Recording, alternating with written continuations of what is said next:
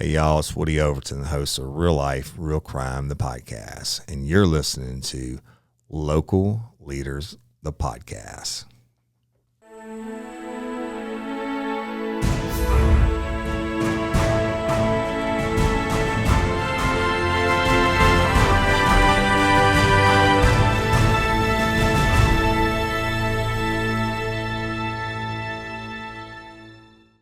(5,369 miles). This is the distance Antonio Randazzo is away from his home country of Italy. After meeting his eventual wife, Kyla, who was traveling to Italy when they met, and after several stops along the way, both Kyla and Antonio eventually settled here in Denham Springs, and in 2011 opened Randazzo's Italian Market. Today, we're going to learn a little about the family behind this truly authentic Italian establishment, cover some great services Randazzo's offers that you may not be aware of, and get the inside scoop on some of the best dishes they have. So with that, welcome Antonio and Kyla Randazzo of Randazzo's Italian Market to Local Leaders, a podcast. How are y'all today? Good, thank you. I'll tell you, that is a mouthful with the with those words and adjectives, but I think I made it through. So before we get into all the great things that Randazzo's offers, I want to discuss a little bit about both of you. And before I even do that, I was telling you, Miss Kyla, I checked out your website, and I found something. I thought it was just beautiful. It's kind of like an about me type thing, or about us, and it's your love story. Yes. So I wanted to read that, and then I'm going to let you expand on it, because it was really well written. I don't know who wrote it, which one of y'all, but it basically says Antonio and Kyla met in Rome, Italy, while Kyla was on vacation in 2002. Even though Antonio did not speak English and Kyla did not speak Italian, they became lucky in love. Imagine that in Italy, right? So they married in October 8th of 2004 in Rome, Italy. And after the birth of their first son, Emilio, they moved to Virginia to start a life in the United States. From the moment they moved to the States, Antonio grew a passion to experiment with his mother's recipes and make delicious meals for his American family. He is passionate about filling a room with fresh ingredients and Italian spices for friends and family. Now, we have been blessed beyond our dreams, or they have. They are thankful. I'm blessed too. They are thankful for God's blessings and love the opportunity to share their food and love with a great community. And this is only the beginning. Thank you, Jesus, and thank you for making our dream come true. That is absolutely beautiful. It's just a very well written and an amazing kind of start to this whole story of Randazzo's. Yeah, actually, we had that on the back of our menu. Yes. So we had our love story on the back, so you could kind of read that. But as we grew and grew, we needed more menu space for different items. Yes. So you had to cut out your love story. So we had to cut out the love story, goodness. which is kind of sad, but we keep it on the website. Yeah. And it's really interesting. I guess my first question on that is, Antonio, you didn't speak any English at all. No, sir. No English at all. And you know Italian at all? No, I did not speak any Italian, but I took Spanish. So between high school and college, it took about 7 years of Spanish. I lived in San Antonio for a while, so I spoke pretty decent Spanish. Mm-hmm. And so I don't know, I always said I added a vowel and a little bit of hand gestures, and he understood me. But for a long time, it was to a point like we would go out and we would say, I would just ask them, like, how do you say this, like necklace, or how do you say this? And I would, I was always very studious, so I would write everything down. So if I would learn a new word, I would write it down. So anywhere we would go on a date, I'd have my dictionary and my notebook and a pen, and I was just constantly looking up, and checking out. Like, he would say something, I would write it down and research it. And sometimes things sounded prettier than what they were. Yes. So I actually was there with a friend of mine who her dad was Italian, and they had a house over there. Yes. And so that's we were there at her house, and we took a semester out of school, and the idea was tour around Italy, but we didn't tour as much as we wanted to. But we stayed there, and so she spoke Italian. So sometimes I would go home to her and be like, okay, what did he say? Like, he said this, and then she would tell me later. I'm like, oh, okay. It's interesting today. Now, if this would have been today, you could have had your phone and yes. They've got the translate now. It would have made it so much easier, but I probably would have never learned because that's right. Yeah, I would just have relied on that. So, yes. And then whenever I moved back to Texas to finish school, and he was still in Italy, then writing it, that was the first time I really had to write it because we would email. Yes.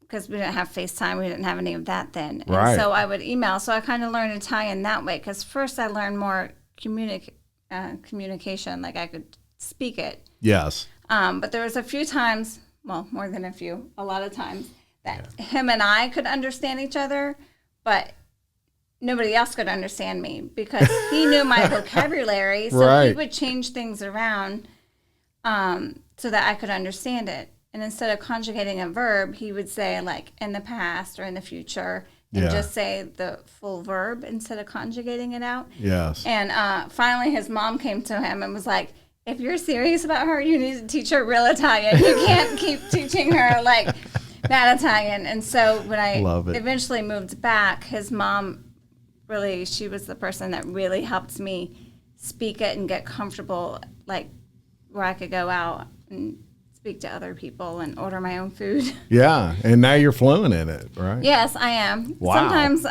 his parents still struggle to understand me sometimes, but it's more the accent, not the words. Yeah. Yeah. Well, yeah. And when I was there all the time, it was fine. But now that I come back, and my accent's even stronger. So when we go back to visit, they struggle sometimes. Yeah. Yeah. Just his parents, nobody else really. Right. Just his parents. Yeah. Well, that's. Look, I've heard a lot of love stories in my time. That is just unbelievable that y'all met, did not speak, but you spoke the language of love, right? And so you look in each other's eyes, and you just kind of knew, and you wasn't going to let something like language keep you apart. So that's a fantastic thing. Now, after several stops along the way in your life, you eventually settled in Denham Springs, and I know that you had told me a story about how your mother, who was here and kind of told you need to come to Louisiana, right? Right. Tell us about that. Yeah, so, well, kind of in the past, every time my mom and my stepfather moved to a place and I moved there, they move away. So, for example, they were living in Virginia. When we moved from Italy to Virginia, within a year and a half, they moved, and they moved to Louisiana. Yes. We had just had our second child at the time and just bought a house. So at that time, I said, I will never move to Louisiana. Because my mom was trying to get me to move with her again. And I said, no. And it had nothing to do with Louisiana. It was just for the point that they would always move They're away. going to move, yeah. So if you move here, they'll move. Right. We would establish ourselves at a location or at a place, and then they would move away. And so never say never. That's my lesson. Yeah. So about 4 years later, we were ready to open something up, and we had done all of our research and kind of made a business plan, and we really wanted to open up in Virginia originally because we were established there, but we had no family. So my mom said, you should really come here. And Antonio was fine. He's really fine going wherever. You go with the flow, right, Antonio? Whatever. I just moved to Italy, to America, so yeah. What's one state to another? I get it. It's important. 100%. So one evening, I decided to start looking online. I put some applications in. One of the companies called me that next day. They flew me out that next day, and as I was flying out, I knew it seemed pretty good that they were very interested and that I was going to get the job. So I called a friend of mine who was a real estate agent who had already all the information on our house, and I told her it was real early in the morning, like 5 or 6, and I told her to go ahead and put the house on the market. And so by the time I landed in Louisiana, I went to my job interview. She had told me that they were going to have somebody look at the house. So I called Antonio. I said, make sure you're out of the house. You know, she has to show it. You can't show it. Take the kids. We had 2 boys at the time, Emilio and Mateo. And I said, just make sure the house is clean, but don't stay there.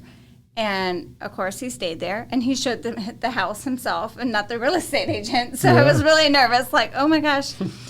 He showed the house like you're not supposed to. Like, and the kids are running around like crazy, I'm sure.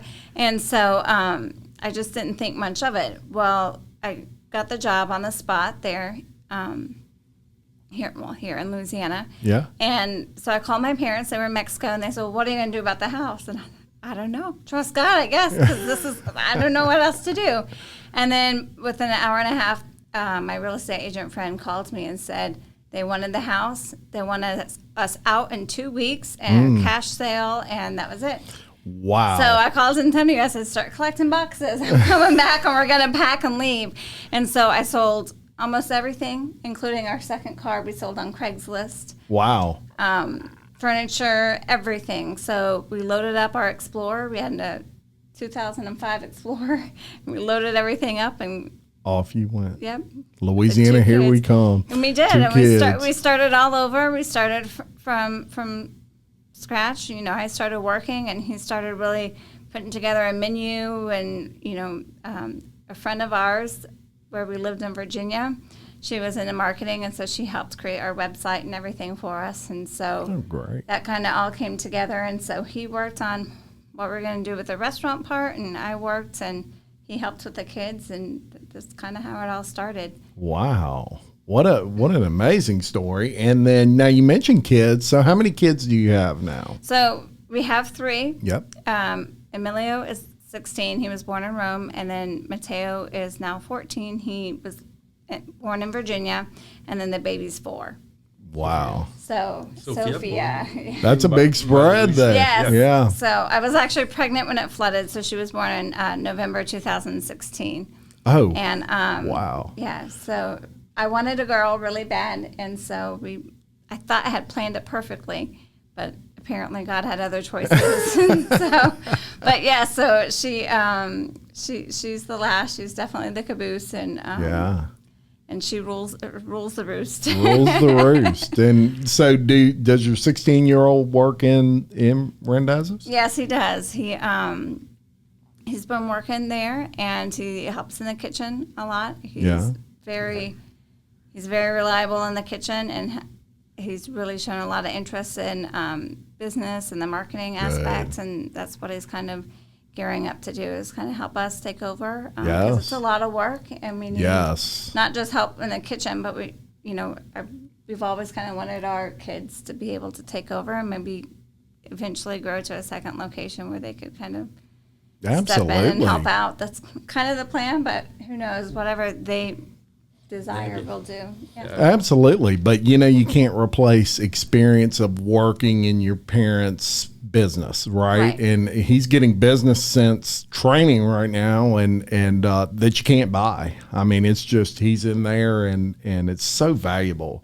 for young people to really work with, in my opinion, small business owners, and really grasp what it's like. You know, it's not all diamonds and pearls, right? It's a lot of work. I think in the beginning he was like, "You really work this hard?" Like I think they didn't realize like how hard we really work. And actually this weekend we were so busy, and he's definitely a reminder. He's like, "Mom, drink water." He's like coming up. He's like, "Stay hydrated. You have to stay hydrated in front of the oven." Yes. And so he's really starting to get it that it is hard work, and it just doesn't come. It really is, and we're going to get into a little of that hard work in just a little while. But I want to talk about when you opened Randazzo's finally in October of 2011. Now, what would you say was kind of the most challenging aspect of actually getting open and, all of those sorts of things? Would it be kind of a location thing where you were, looking for that, or was it a paperwork thing, or a little bit of both? It was, in the beginning, the location was hard for us to decide because, do you want to rent a spot or do you want to buy the building? That's always like beginning any kind of endeavor, that's kind of, and I'm sure you kind of thought about the same thing. Yes. Like, and how much money do you really have to invest? Banks don't just give out money, No. so to speak, especially to restaurants because there's such a high turnover in restaurants. And so that was kind of our challenging point, but we really wanted a house. Yes. And we really didn't want to waver on that. So it's hard to find a house to rent for a restaurant. So we decided, I'm very lucky that my parents helped us invest. So my mom and Papa Carl, they invested in the house part. They bought the house and everything. So we have been very blessed in that. Yes. And Papa Carl. Yes. And so once we established that and the house, because with the house you get this effect that you're eating with us. That you're coming to our house, and we wanted to feel like you're going to your Italian grandmother's or your Italian aunt. And that's kind of how we got the saying mangiare con noi, which is eat with us. Love it. Say that again. Mangiare con noi. He says it much better. Mangiare con noi. Oh, perfect. You say it perfect. Her accent a little bit. Yeah. But the lady that I was talking about who did the marketing, who lived above us in Virginia, Yes. we would always tell her, like, come eat with us. Like, she would get home and we'd be cooking, so we'd always say, come eat with us. Come and mangiare con noi. And so she said, that has to be your saying. And so that's kind of how we got it. But at the beginning, the hardest thing, I think, is we had a different mindset of what we were opening up to be. Yes. We had set it up according to a place in Riccia, Rich. which is kind of like they have a full deli case, and you kind of go in and you say, okay, I want a quarter pound of that, I want this, I want that, and you kind of go sit at a table and you eat different things, and they have pasta specials too, but it's like 3 pasta specials and they're different each time. Yes. And then we were going to add sandwiches and pizza. We always had like a few sandwiches, like 4 sandwiches and like a pizza that you could create. So our menu was very limited. Yes. And it was you order up at the register, and then we kind of put things together and then give it to you to take out. We only had like, how many tables did we have in the beginning? I think Like 4 6. or 5, 6 maybe. Yeah. So it was more on this like trattoria, like this little small cafe type thing. It wasn't meant to like the full like restaurant service type thing. But people wanted that, and that's kind of what it was geared to. So when people start coming in and, and sitting down at a table, it was like this kind of confusion of like, what are we? Right. And then the to-goes, the to-goes were really busy too. And so it was like, okay, we have to kind of rethink our layout, and, it's just those growing pains, but we, which is always a good thing to have growing pains. Absolutely. But we had them so early in the very beginning, and so we were like, okay, hold up. We have to kind of rethink this, because I was still working. It was just Antonio and Papa Carl in there. Yeah. Papa Carl was like the head guy who's kind of taking orders and talking to people, and he was in the kitchen.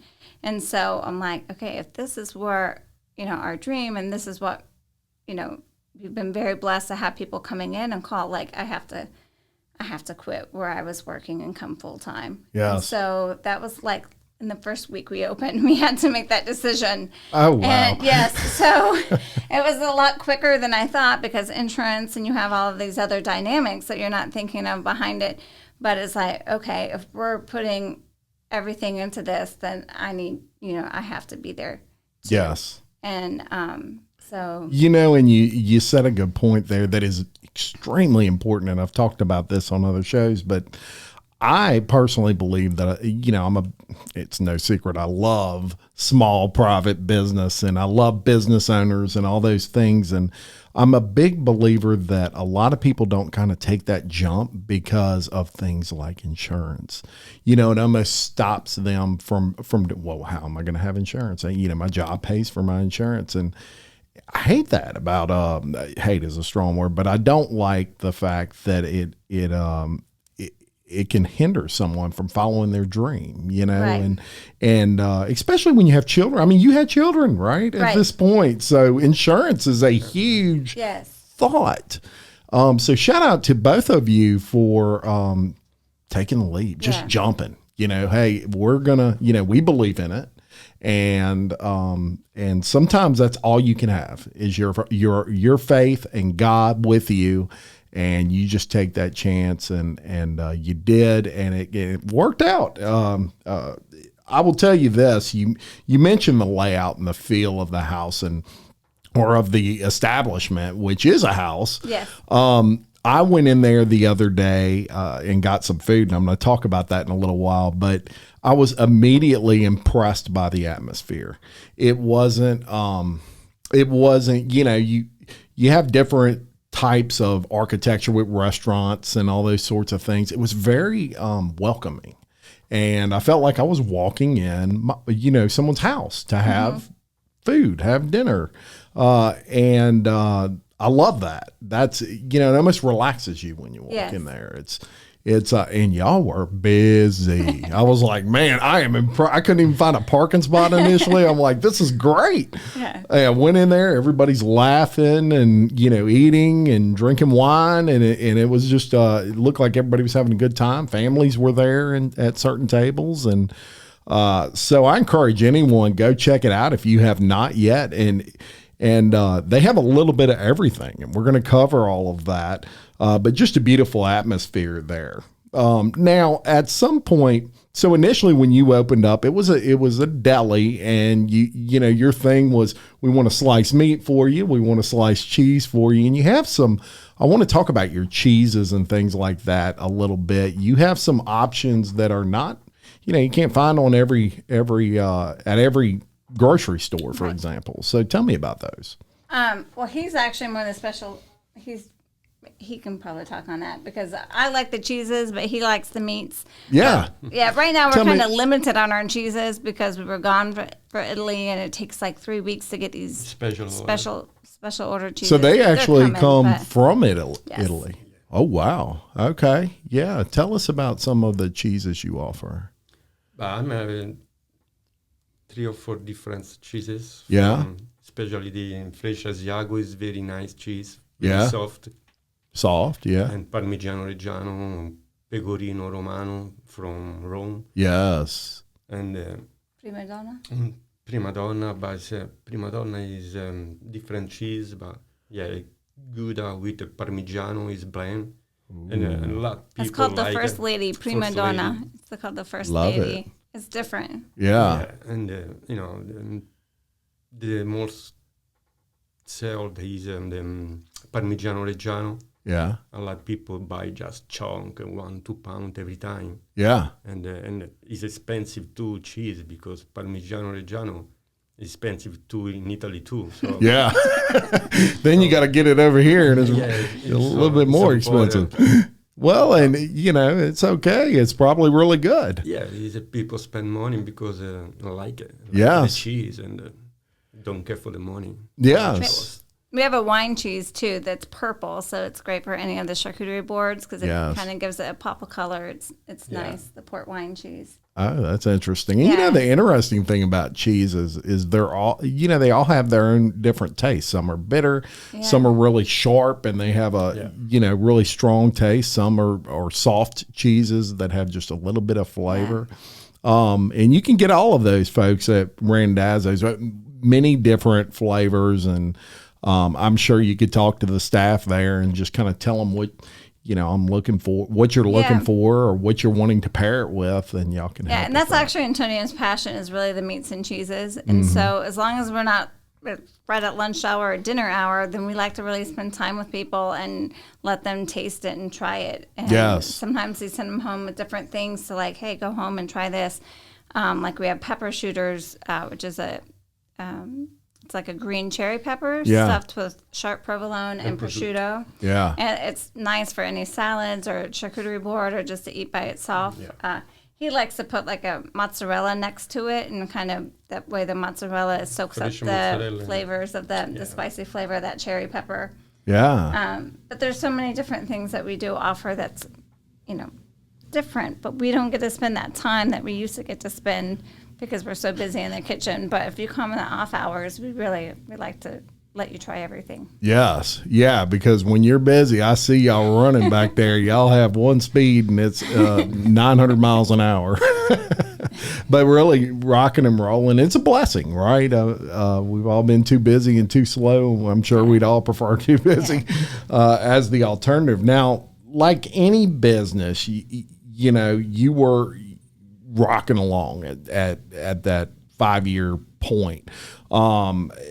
The 5-year mark's important. And before we go kind of any further, I want to give the viewers and listeners some stats on that 5-year milestone. So approximately 20% of small businesses fail during the first 2 years of being open. 45%, believe it or not, within the first 5. So at that 5-year point, you've basically beat, you've surpassed the average, half of them shut down before that point. So yes, we made it past that point, and then boom, 2016 occurs right Actually, after. October 2016 would have been 5 years, and then as most people know, August 2016 is when the flood happened. So yes, and so tell us kind of about that experience with Randazzo's personally. How did the flood affect you? It wiped us out completely. Again, we just felt like we had to start from ground zero. We had sold our house, so we were living with my parents at the time and my mom and Papa Carl, and their house flooded as well. And so that evening, 3 days later after we kind of were established at a location, my mom said, well, what do you want to do? Like, we can just call it even right now and we'll just go somewhere else and we can start again, I'll help you again, or we can, stay here. Like, what do you want? And to me, it wasn't an option. So I said, well, we're going to reopen. Like, why wouldn't we? Like, my kids are established in the school system here. We like the school system. We have friends, family.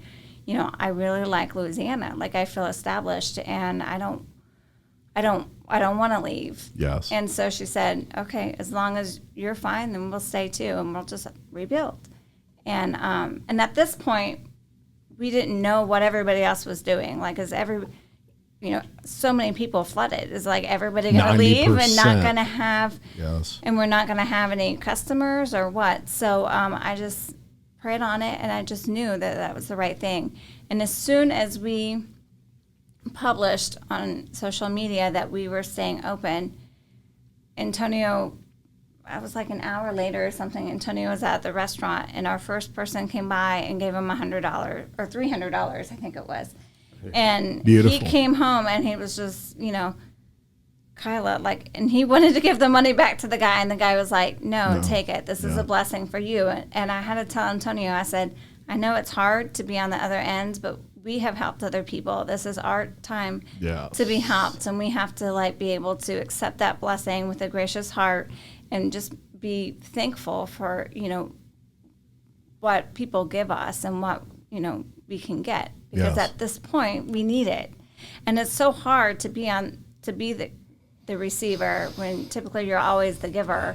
And so that was a life lesson, and it was a great lesson, and I think my kids learned a lot too, because they're so used to saying, hey, Mom, I want this. And we were moving to a new school system, and so they wanted, and finally, you have to sit down with them and be like, no, this is where we're at. These are our finances. This is what's going on. And, we've always been open and honest with the kids. And so, they understood, and it was a hard time for them too. But everything we put back into the restaurant. So all of our savings, everything, 100%, we put back. But we were, we just felt very blessed during that time.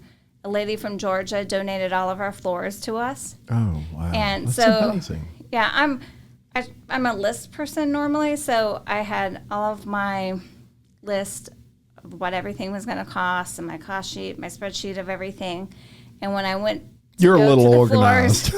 Sometimes. To say the least. Not all, when I'm really busy, I kind of get not organized and drives me crazy. But when I have time to actually sit in the office, I try to organize myself. So, and I had a lot of time then because we weren't working. So I organized my spreadsheet, and when we went to go talk to the floors, it was like 4 times what I had planned and I had budgeted for. So I was like, okay, what are we going to do? So, of course, I prayed about it.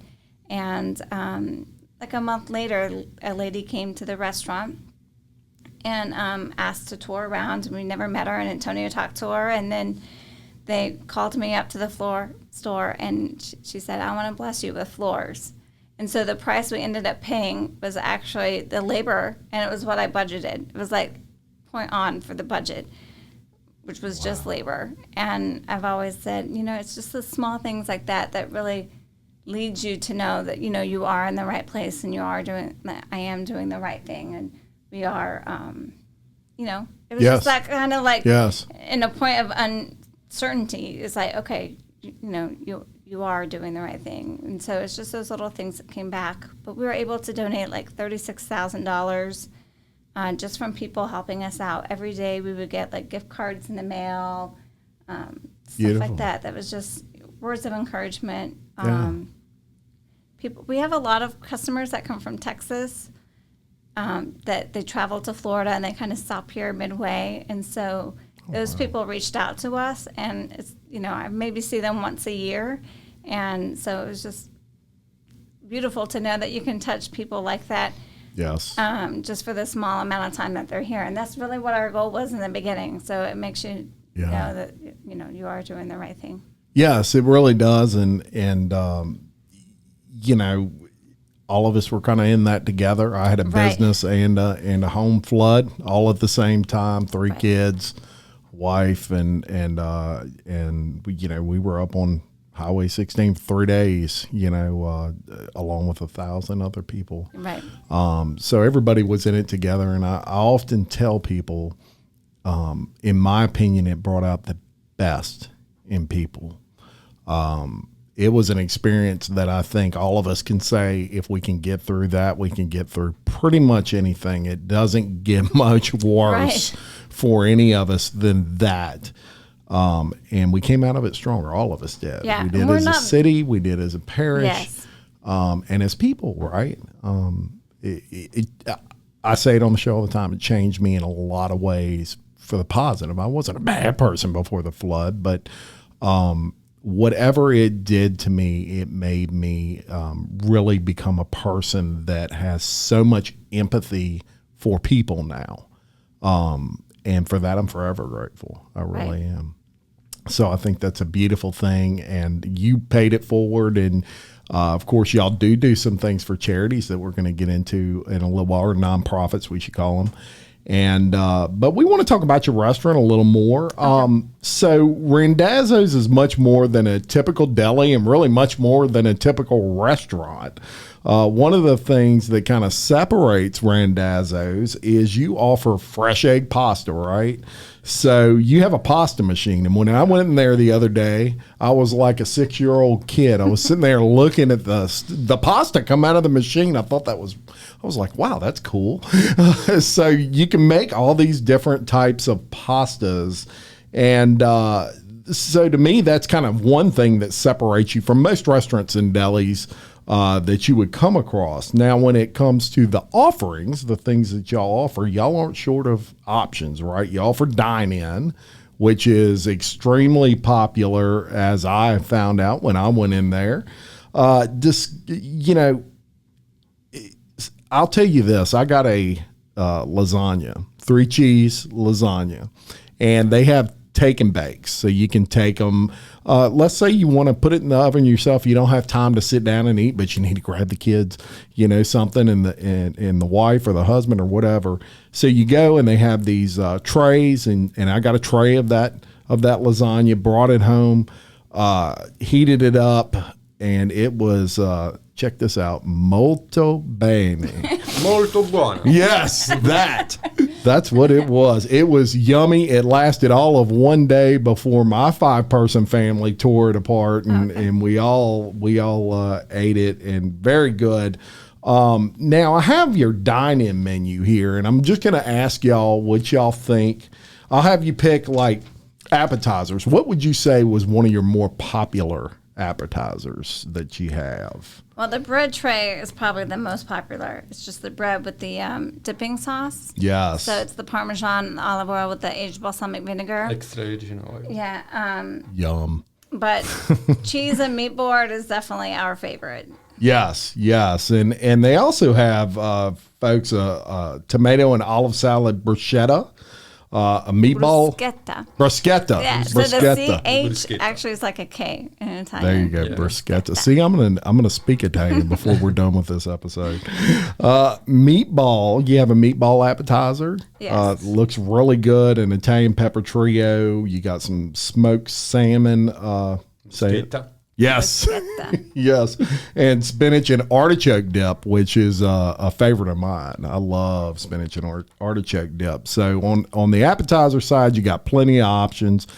Your salads, another important thing. People are kind of watching their figures now and things like that. So don't feel like, I can't eat it in an Italian place because they don't have anything healthy. Oh, they got plenty of low-cal, maybe even some low-carb stuff there that can help you out. What's your most popular salad? The muffalata salad is pretty popular. So it's basically a muffalata without the bread. So you have the romaine lettuce, your olive mix blended in, and you have all the meats and cheeses on there. It's really pretty, and it's a great filling salad. The Kyla salad has become very popular. I saw that. It's become very popular. Salad. Yeah. They need an Antonio salad. He has a sandwich. Oh, okay. Yes. There you go. Yes, that looked wonderful as well. And there's about 6 or 7 options on there on the salads. My favorite's actually the caprese salad with the prosciutto and olives. So that sounds good. Yes. So it's just a caprese is just your tomatoes with the fresh mozzarella. Again, we slice them like as you order it. We slice. Has the prosciutto with it, so you can I like to wrap the prosciutto around the meats and cheese and kind of make a roll. Yum. And then your olives is just a little extra. That sounds lovely. Speaking of olives, when I went in there were these giant olives in the, I guess the deli case. Mm-hmm. The green one. I almost got some. Yeah. I stared at them and I'm like, I want some of those, but I was already getting so much. I didn't want people to look at me like, my goodness, doesn't he have an appetite? But I will be back for those olives. I'm assuming they're stuffed. Olives. So I think the ones you're talking about is a pepper. It's the cherry pepper I was talking about. Yes. It looks like an olive. It looks like an actually olive. A pepper. It's giant. Yes, it's giant. Okay. But we have the big green olive, but it's just with the seeds. But we do have that too. It's a Sicilian. I love olives, y'all. Olives. Yeah, it's a Southern Italy olive. I call it a sweet olive. Kind of has like a sweetness to it because they call it in Italy. It's called dolce. So Dolce. Sweet. Yes. So those are good too. And then we have the peppadews. I don't know if you saw those, the little red ones. Yes, I did they see. look like tomatoes, but it's actually a pepper as well. And then we stuff those in back. We stuff it with a goat cheese, and it's like candy. It's just it's good. I know and all again, y'all out there great. are hungry right now. And my favorite food of all time, right? I'm kind of plain in that way, but pizza. I love pizza. You have some pizza there, and I was happy to see you have a cauliflower crust pizza. Yes. For those that that's important to them, and I like cauliflower crust pizza. But you can also get traditional pizza, but you do it a little different. You need your dough. Yes, the pizza. I'm just grill the dog. Yes. By sides. Yes. And finish with marinara sauce and parmigiano and shell mozzarella and whatever the customer want, pepperoni or veggie, whatever, and finish in the oven for 10 minutes. Yeah. And it's coming a little bit smoky because I'm grilled the dog first. Yes.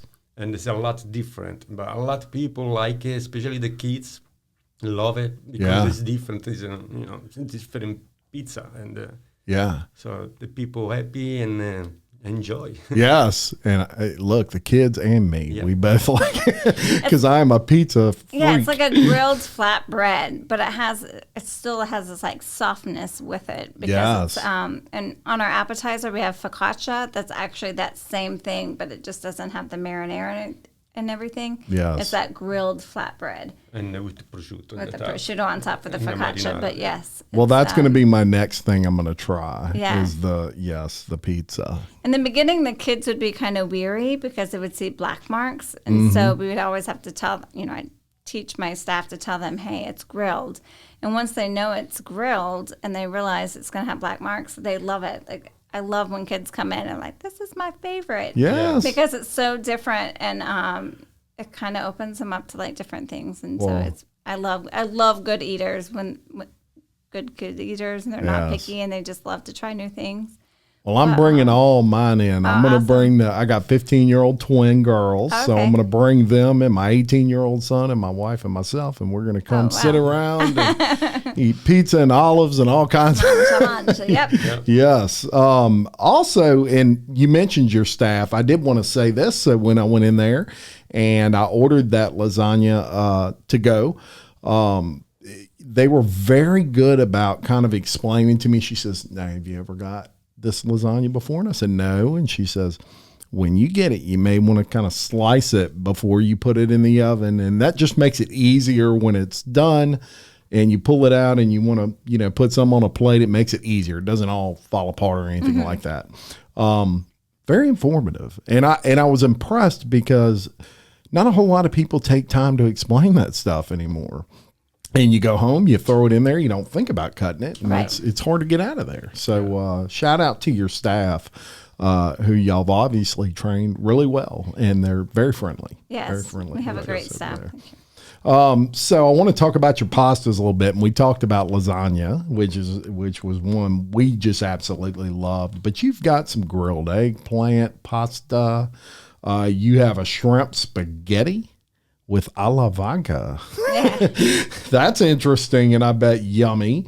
You and I talked when we met the first time, and you had mentioned that spaghetti and meatballs in the I guess the American traditional sense and the actual way that it is in Italy are a little different. Yes. Tell me about that. Yeah, so in Italy, you typically don't have your protein on your pasta. So you would just eat just the pasta, and it would be a smaller portion than typically what Americans do. Yes. So you have like two plates. You have like your primo piatto, which is your first plate, which would be a pasta dish, and a second plate is your protein. So whether it be like a chicken parmesan or your meatballs, but the meatballs typically are not served at restaurants. That's a dish that you would eat more at home in Italy. Interesting. I don't think I've ever seen it on a menu at. Leave it to the United States to have to change up a perfect thing. What are these meatballs doing on here? But we don't have as much time. I think people are always more on the go, so it's it is faster for all like on one plate. So whatever works, and so. Yes, indeed. And, their menu doesn't stop there, folks. They got sandwiches. They've got some great desserts on that menu. Another thing I want to mention when you walk in, you have a great wine selection, right? Yes. And people wouldn't think that, or maybe they don't know that that's going to be your wine stop, but you've got some great wines there. Dressings. You offer dressings. I'm a balsamic vinaigrette guy. Yeah. That's my dressing. That's what I like on everything. And you have some there. So I'll be getting some of that too. So you've really got a vast menu, regardless of what your taste is. Right. You're going to find something at Randazzo's for you. I can promise you that. But guess what they also do? They also do catering, right? Yes. And you do a lot of it. It's a pretty big part of your business. Yeah. It's not as big as it used to be. Yeah. We've really... since the flood, we've kind of geared more into the restaurant. We enlarged our parking. We were able to buy the building next to us, the land next to us, so we have more parking. So Fantastic. it's really, we've put a lot more into the actual restaurant and had more tables. But the catering we do as well. We cater a lot of schools. We do discounts and help free delivery for the schools. We've done different businesses, stuff like that. Sure. But we have, in the past, we've done weddings, dinner rehearsals, but it's kind of hard to juggle both. So we have really put a lot more back into the restaurant. Yes. But we do other caterings as well. Excellent. We're Excellent. closed Sunday and Monday, so a few times we actually rent out the place for like baby showers and Oh, that's do interesting. the catering Yes. inside as well. Fantastic. So there's a lot of opportunity. There's a lot of stuff that we do. It's not just the restaurant, which Yes. people don't realize it's a lot more to it. Well, they're going to realize it now. So yes, you do all those things, and you know they have a catering menu that you can stop in anytime they're open, and you can take one and whoever you're planning on doing this event with, you can look over it. It's got all the prices there, and there's a vast array of things that they cater. And what I like about it is you really break it down very well. One of the things that struck my eye when I was looking at it was you offer box lunch sandwiches, right? Yes. That's pretty cool. Yeah, we kind of offered that in the beginning. We had a lot of pharmaceutical reps and that were doing different medical offices. So we actually offered that kind of from the beginning because that was something that they had requested and wanted. Yes. But now with the whole COVID restrictions, we actually offer like a pasta box lunch as well. Okay. So it's like a lasagna or spaghetti. It comes with a mini cannoli and a salad. But that's something we just recently, recently in the last year or so with the whole COVID restrictions, people can't have the big pans Yes. that they used to, so they request separate boxes. It's easier for them to Sure. get to individuals without touching and that sort of thing. Yeah. So calling That is all something, realtors as well. Yes, You want to bring some or mortgage companies that want to smooge up to these realtors. It's a great thing to bring that office, some box lunches. Yeah, we actually offer charcuterie boards as well. I think you and I had discussed Yes. previously. So that's something really trendy right now, and it's great. We offer a lot of meats and cheeses on it, and I love making them. Yeah. So, it's me and another girl.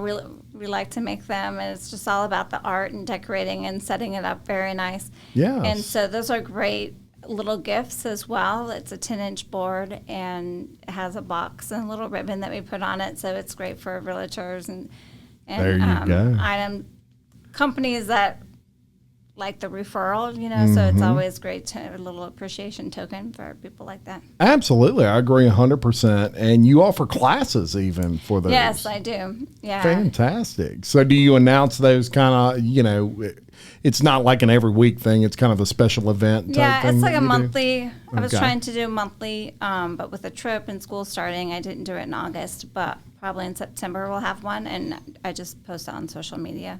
Fantastic. Facebook, and then we'll post it inside, but they fill up pretty quickly. Well, I will tell you what my wife in particular asked me to ask you, and that was, do you offer wine tastings? So we did offer wine tasting for up until the whole COVID thing. Yeah. But we do not do wine tasting, but we do a wine class. Oh, she'll be So down. the wine class, That's just as good. I Yes. think she's just looking for an excuse to drink wine. well, the charcuterie class is a great one to drink wine too, because you can do one board between two people. That Yeah. way you can both split the cost of that board, and then you can enjoy a bottle of wine as well. There you go. So but the wine class, we have a wine specialist. His name is Antonio. Yeah. We have Antonio 1, Antonio 2. So, and they are like a hoot near each other. They both have I great bet. personalities. Yes. But so that's just worth the money there, watching them be crazy. But so he offers the wine class. He comes in and does a great teaching of that, and that Yeah. is 5 times a year. But this next one is actually tomorrow. And it's full. I'm sorry, it's full. But Oh, it's full, Wendy. however, we will offer another one. I don't remember the date. I think it's November 3rd, but I have to get back with them. Yes. Let me know as soon as Right. you get it. Okay. And hopefully she won't be too mad at me about tomorrow. Can't you pull a string? I can hear her. And also only Italian wine. Only Yeah. Italian wines. Yeah. Yeah, we only sell Italian wines. Love it. That's the only ones that are any good anyway. So Well, there's some other good ones, but we try to give Italy a little extra credit here. yes. Speaking of that, they did pretty good in the Olympics. Italy had some good runs there in the Olympics, several different sports. So I'd actually thought about y'all when I was Yes, watching. it was. that. I love watching the Olympics and watching it in Italy. This is Yeah. actually, I think it's the first time I've ever watched it in Italy. I'm not sure. I think I watched a Winter Olympics once, but it was great kind of to see their take on it because they show mostly it's Italians, not necessarily. In America, you see like all the highlights of America. Yeah. But of course, I mean, you saw the highlights in America too. But they Sure. show a lot of the like Italy stuff. So it was cool to watch how well they did this year. And watching Italy, we enjoyed it. Yeah, I did too. I love it. One of my favorite things to watch is the Olympics. Now, would you say the prep is really the most time-consuming aspect of what you do? It is, yes. Takes forever, don't it? It is, and the reason I bring that up is regardless of the business, but look, the restaurant business, y'all, in my opinion, and I've said a lot of people from a lot of restaurants down in these chairs, the hardest workers there are restaurant owners because your hours are different. Right. When everybody else is getting off work and they're going to eat dinner, you're working. And when everybody's going to eat lunch and take a break, that's your busiest time. Right. So, prep for restaurants and things like that is just a time. It seems like that takes more time than the actual when you open the doors and everybody's coming in. It is a lot. It does take a lot of time. Yeah. So we're limited. There's so many other things that we want to do, but we are limited because of the prep and the time. Yes. But a lot of things like the muffalata, we slice per order. So there are a lot of things that we do per order. The pizza, again, we grill it per order. So those things, again, take time. So it takes a little bit of time. Even like if you order a muffalata, it takes a little longer. But we don't want to prep all of those meats and cheeses because it dries out. Sure. They're really fresh quality, so we want to keep it fresh. And so that's his thing. He's all about fresh. And a lot of times I'm like, we can prep that. And he's like, no, I want it fresh. And so. Good call, Antonio. Good call. And freezing. He all of our lasagnas, none of them are frozen. We make them fresh daily. So that prep with the lasagna, it's a lot. Yes. The meatballs, none of them are frozen. We make them daily. So, again, sometimes we run out.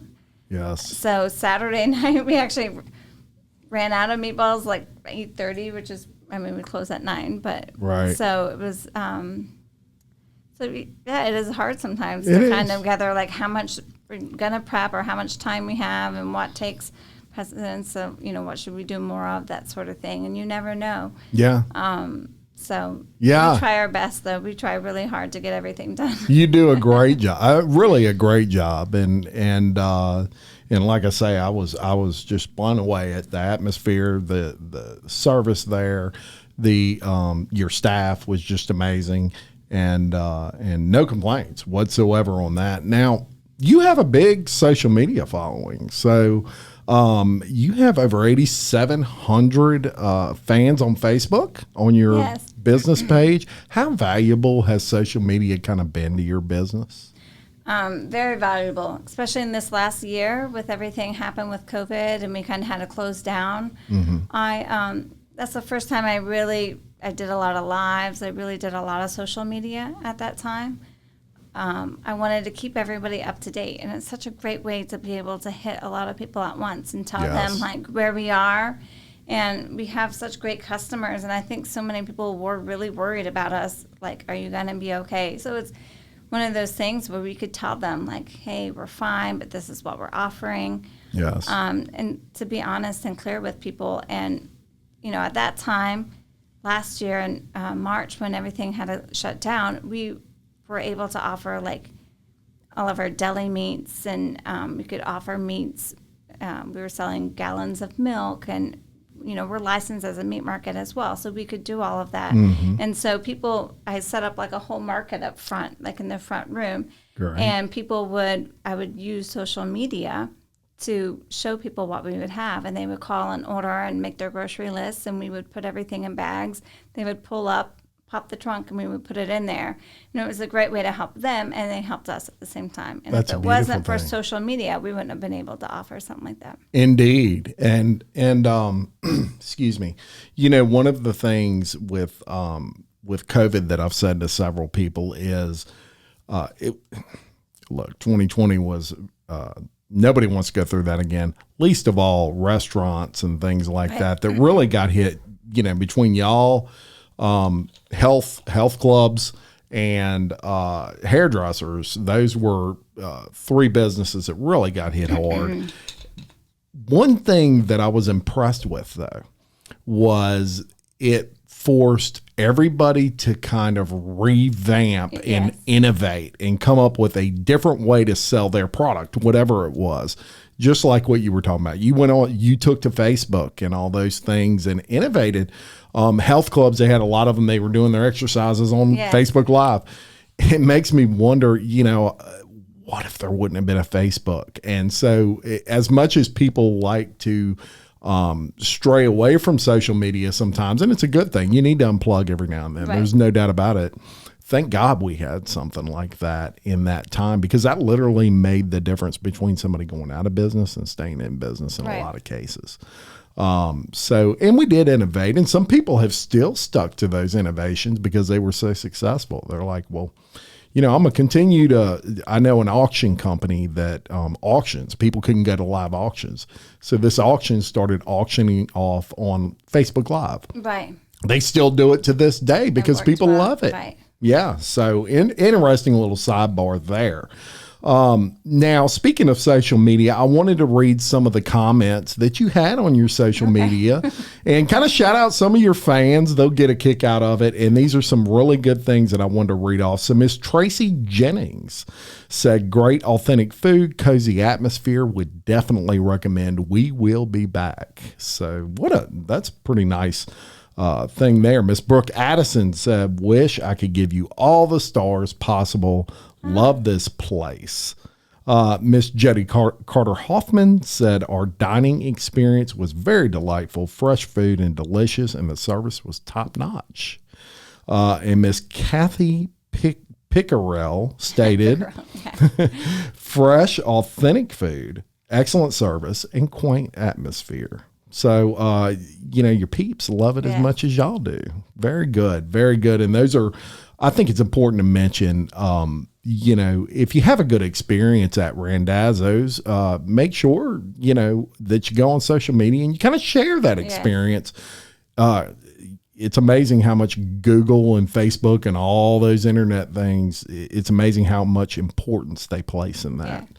So make sure you do that. Now, like many local leaders, you give back and you're involved in some nonprofits, one of them being Launch. Yes. And one of them being the Veterans of Foreign Wars, the VFW. Yes. Tell us about those. So Launch, I've always kind of helped here and there. They were customers of ours. Yes. And so they would ask me for something, and we would, we donate a lot, not just to Launch, but other places like that. But this year I decided to get more involved, and so I helped them with their charity, with their yearly gala that they did. And so I really dived in and really was like, they make such a big difference in kids' lives. They really help not only the kid, but they help the parents kind of help guide them in different ways. Sure. When a kid has a disability or has, just even the smallest like speech impediment, they help. They, you just don't know where to go to sometimes. And so they have such a resource of information and not only help with the counseling of it, but just helping them get the resources that they need. And so I really, listening to the parents tell me, like when I started getting involved and posting and, saying different things, people are like, oh yeah, we go there. They have helped me. And just listening to their testimonies has really encouraged me to help them even more. So I'm definitely going to be involved again next year with their gala as well. Beautiful. And it has opened my eyes to, a whole new system. Yes. And which is great. Excellent. And then the VFW, I know you have kind of a family hookup with that as well. Papa Carl. Yeah, so Papa Carl, so my parents are owners as well, but they're not as involved in the restaurant business. So it really has given them more time to be involved in different things. And so his passion is, VFW. And so he's really gotten involved and been able to help with that. And so we're going to partner up September 4th, and we're doing a fundraiser for them to help give a scholarship for a student in Denham Springs. So I'll be Beautiful. posting. I haven't posted anything yet, so I'll be posting more information on that. But we will have a table set up for, like, people missing in action, that sort of thing. So it's going to be one of those like silent tables, but you can come and donate money, and that money will go to a scholarship. What a great cause. Yeah, and we want other restaurants to hopefully get involved and do that sort of thing. Yes. Just to have a table there. So, but Randazzo's will be the first kind of Yes. for his guinea pig to make sure it works and work out all the kinks before he sends it to other restaurants. Fantastic. So look for that. And Papa Carl's been calling me, and I owe him a phone call. I know you're watching, and I have you on my list, I promise. So what a great thing there. And I'm going to actually link both of those nonprofits to the description of this video. And that way people can go and they can click on it, learn more about it really quick and easy.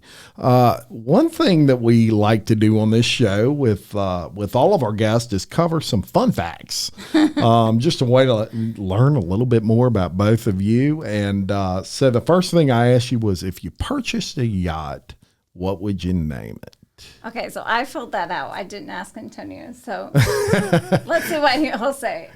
If you had to name a yacht, una barca, que nome mete? Good question. He doesn't know. Antonio. I never think about it, but I know a boat, so. Yeah. But I put Bella Roma. Bella Roma. It's okay. So It's okay, Bella Roma. So I love Rome, and so Sí. I would say Bella Roma. Yes, and look, folks, when they say Rome, they mean the real Rome. They mean like the Colosseum Rome, right? Yeah. It's just so breathtaking every time we go there and just see it, and just to see all these buildings and how they built it. And Well, Rome was not everything- built in a day. No. No. But it's amazing. And Yes. the place he's from is actually Ostia, which is like 25 minutes from Rome, depending on traffic. But they have a lot of old ruins as well. And so Ostia Antica, it used to be the old port of Rome. And just driving by there and just seeing all of this, it's different when you live there. You're so used to it. It's in your backyard. But when you're gone for so long and you go back and you just see it, it's absolute bella. Yeah, you love Italy. I can do. tell. Look, folks, I asked if you could travel anywhere in the world, where would you go? She said Italy.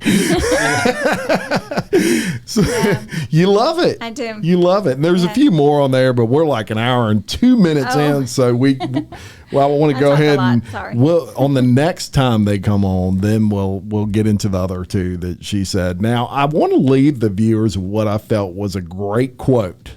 Another quote. Y'all are just full of all this awesome information. But I wanted to read the back of this is your regular menu. And The catering. or the catering menu. Is that what? Yes, the catering menu. With devotion to my family and a love for cooking, we are happy to bring Randazzo's Italian Market to the Denham Springs area. We are not simply a deli or good food fast. Randazzo's ensures the highest quality ingredients with an authentic taste of Italy in an easy, affordable, accessible way. In addition to our catering, consider a visit to our market, enjoy a glass of our house wine and fresh pasta, or select a carry-out item from our prepared taste of Italy. Originally from Rome, Italy, owner and chef Antonio Randazzo now resides in the States with his wife and 3 children, proud to call Louisiana home, and even more excited to bring the flavors of Italy to you. This family-owned business, love family-owned, takes the traditions from the hills of Italy to the bayou country. Absolutely love that. And let me tell you, folks, if you did not know Randazzo's Market before, you definitely know them now.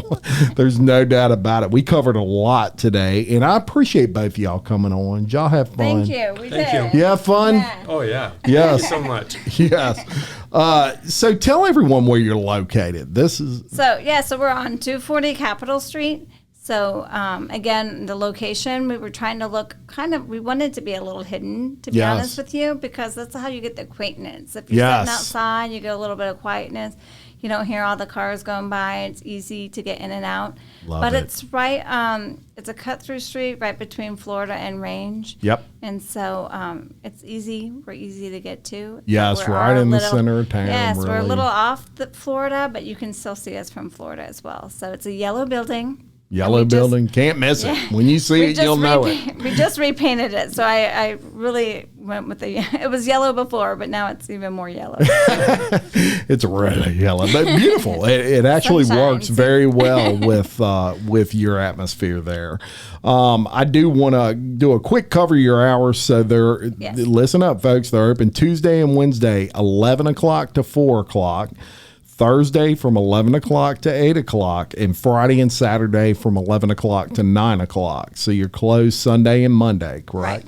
Right. All right. So check them out during that time. Trust me, you will not be disappointed. You can find them on Facebook by searching Randazzo's Deli, and their website or Randazzo's Italian Market rather on Facebook, and their website is randazzositalianmarket.com. Yes. You can go there, and I know y'all saw me reading through the menu, both the regular and the catering. They're both on that website. So you can go to that, click on it, and it will give you all that information as well. I want to thank everyone out there for viewing and listening to Local Leaders of Podcast. Please continue to like, comment, subscribe, and all those great things as we continue to shine a spotlight on small businesses just like Randazzo's. Awesome. Thank you. Thank you. Thank you. Thank you to all our sponsors. We couldn't do any of this without all of you. And if you would like information on sponsoring or appearing on the show, reach out to me at jim@localleadersthepodcast.com. Until next time, I'm Jim Chapman, reminding you to love your community, support local business just like Randazzo's, and keep leading. Thank you very much for coming on. Thank you. Thank you. Thank you.